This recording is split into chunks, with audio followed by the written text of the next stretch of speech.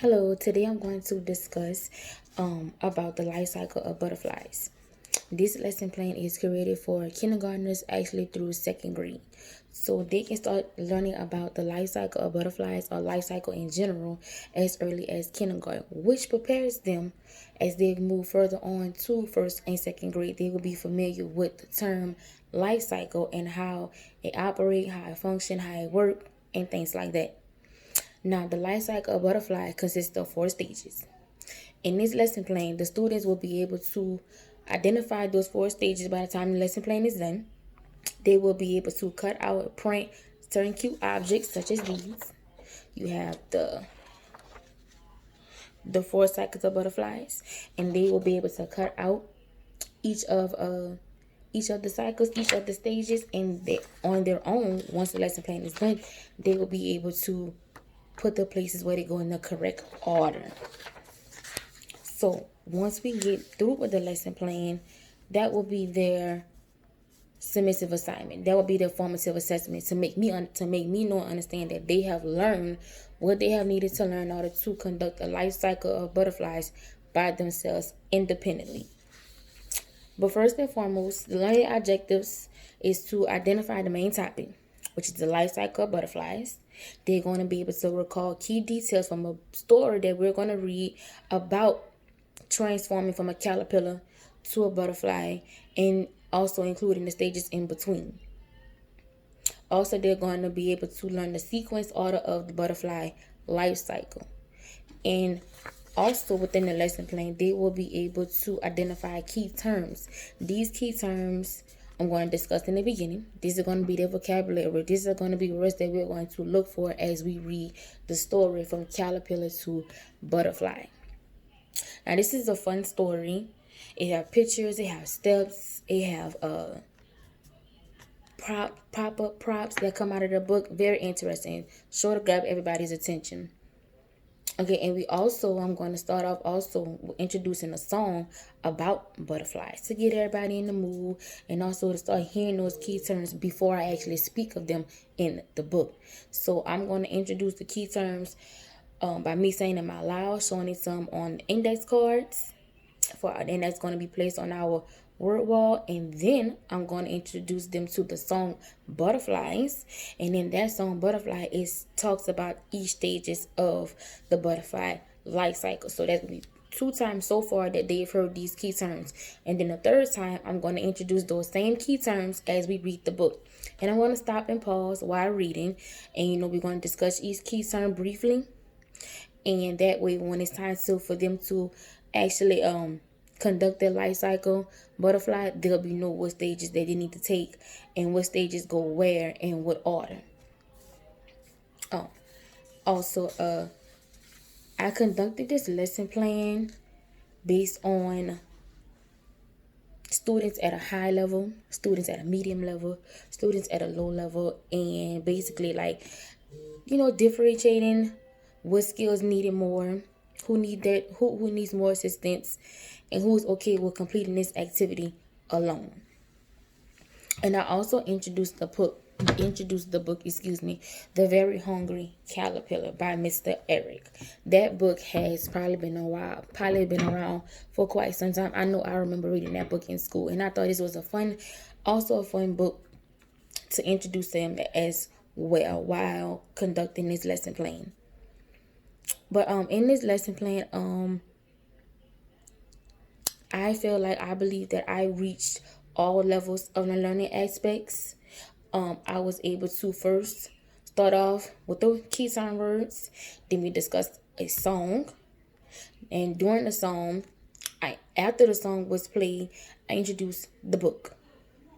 After introducing the book to them, I haven't read it yet. I just introduced the book, give them a feel of, the front cover and what they saw and what they thought that this lesson was going to be about.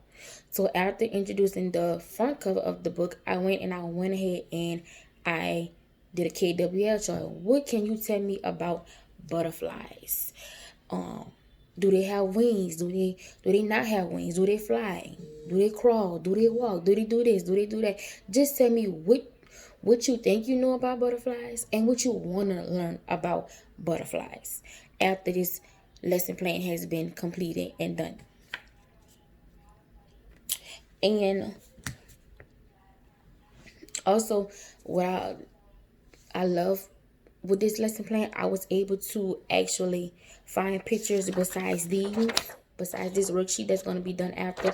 I was also able to find actual butterfly eggs, and the butterfly actually nesting in the cocoon, and caterpillars and butterflies, and I was able to visually show these pictures. Like, I can show them these pictures as if they was like, oh, we outside, being able to look at an actual butterfly, transforming, going to a different stage.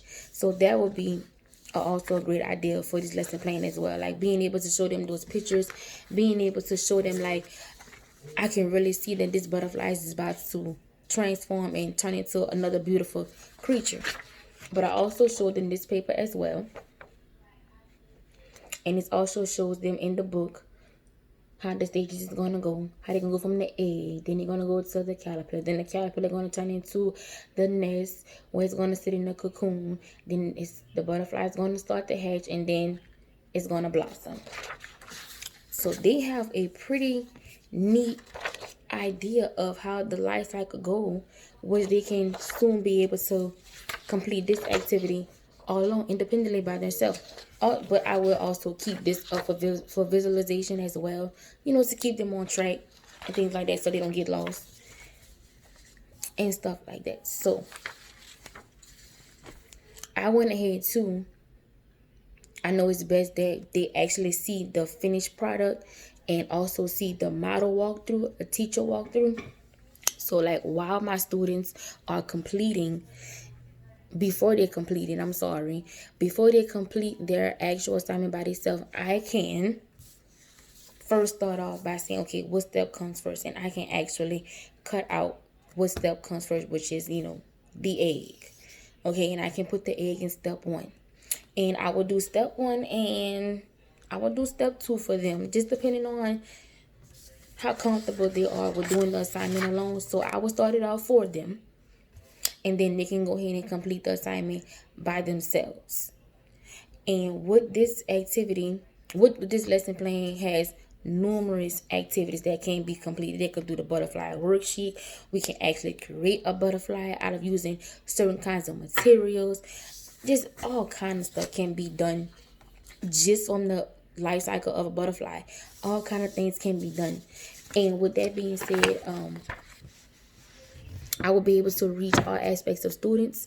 I'll be able to reach all learning goals, all learning targets. I'll be able to intertwine myself with students who may have a challenge on learning certain topics or certain subjects, or whatever the case may be. And by conducting just a brief lesson plan like this, I have everybody's attention. I got everybody in wanting to be in that learning stage, wanting to know what comes next, what's going on, what's about to happen next. So just having them eager to know what's going to happen next and what's going to come next, that's my ultimate goal.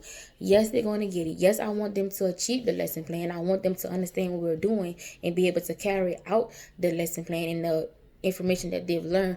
But just them being engaged in the lesson plan and wanting to know about the life cycle of butterflies, and wanting to know what step comes next, and wanting to know, and just wanting to know this and wanting to know that, that's my sole priority. That's my main concern about my students. If they're enjoying the lesson plan, if they're engaging in the lesson plan, and if the lesson plan is motivating for them, that's my main goal.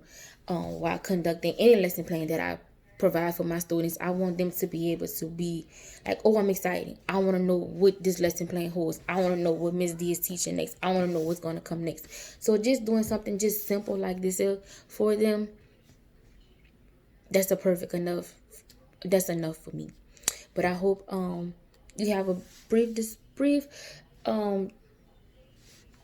idea of how I will conduct a lesson plan to my students, and hopefully you've enjoyed it, and one day you can use my lesson plan to help somebody else. Thank you.